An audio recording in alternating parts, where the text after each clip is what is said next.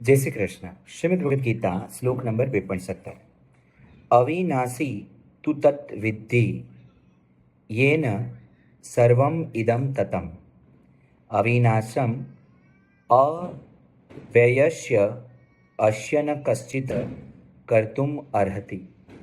આ શ્લોક મને તો બહુ ડિટેલ્ડ લાગે છે. મારે પણ કોઈ વિશેષ વ્યક્તિ પાસે આને સમજવો પડશે, કારણ કે આમાં તું તત વિધિ અને સર્વમ ઇદમ તત આવે છે ને, એ સમજવા જેવું છે. પણ અત્યારે જે મને સમજાય છે એ હું આજે વાત કરીશ. અહીંયા ભગવાન કહે છે કે નાશ રહિત તો તું જેને જાણ, જેનાથી આ સકળ જગત દ્રશ્ય વર્ગ પ્રાપ્ત છે. આ અવિનાશીનો વિનાશ કરવા કોઈ પણ સમર્થ નથી.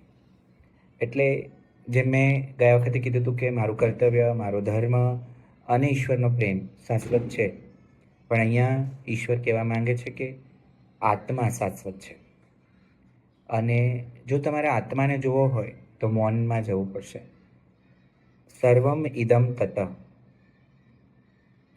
આ સકળમાં એ જ વ્યાપ્ત છે. એટલે આપણને ડર લાગતો હોય કે સામેવાળો શું વિચારશે, પ્રાણીથી ડર લાગે, વ્યક્તિથી ડર લાગે, પરિસ્થિતિથી ડર લાગે. પણ એ તમે જ્યારે એવો ભાવ લાવો કે સામેવાળો જે છે એ જ હું છું, તત્વમ અસી, રાઈટ, તો એ જે બધું એક સરખું થઈ જશે. સકળ જગતમાં આપણે વ્યાપ્ત થઈ જશું અને આપણે આપણી જાતનો વિસ્તાર કરી શકશું. તો અહીંયા મને મારા માટે શીખવા એ મળે છે કે મારે વધુ ને વધુ મૌનમાં બેસવું જોઈએ, મારે શાંતિથી ને મારી જાતને સમજવી જોઈએ. અને આ જીવ માત્રમાં, એ વૃક્ષો હોય, પશુ હોય, પક્ષી હોય, બધે જ એક વ્યાપ્ત તત્વ છે જેનો નાશ નથી થતો, જેનો જન્મ નથી થતો. એ આત્માને ઓળખવાનું છે. એટલે મેડિટેશનમાં બેસીને આપણે હું કોણ છું, હું કોણ છું, હું કોણ છું, અથવા તો હું શરીર નથી, હું મન નથી, જો આ કન્ટિન્યુ રાખીએ તો અંદરથી જવાબ આવશે કે તો હું કોણ છું. અને એ અવિનાશી આત્મા, એ હું છું, એ મૌનના સંગીતમાં સંભળાતો હોય છે.